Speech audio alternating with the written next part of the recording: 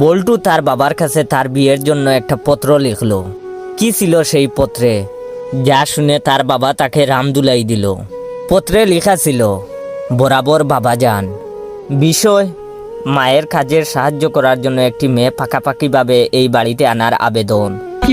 বাবা বিনীত নিবেদন, এই যে আমি আপনার হোটেলের একজন নিয়মিত বাকির কাস্টমার, মানে আপনার ছেলে। আমি বিগত 20-21 বছর যাবত আপনার হোটেলে নিয়মিত বাকি খেয়ে যাচ্ছি, সামনেও খাবো। এদিকে মা সারাদিন করে একা একা কাজ করে, যাহা সন্তান হিসেবে আমি কিছুতেই মেনে নিতে পারি না। মায়ের কষ্ট দেখে শুধু মমতাজের সেই গানটা মনে পড়ে, ফাইটটা যায় বুকটা ফাইটটা যায়। কোথায় আছে, বাঁচার মতো বাঁচতে চাই, সময় মতো বউ চাই। সুতরাং বাবার নিকট আমার আকুল আবেদন, এই যে মায়ের কষ্টের কথা চিন্তা করিয়া মায়ের কাজের সহায়তার জন্য একটা মিষ্টি দেখিয়া বউ আনিবেন আপনার ছেলের জন্য।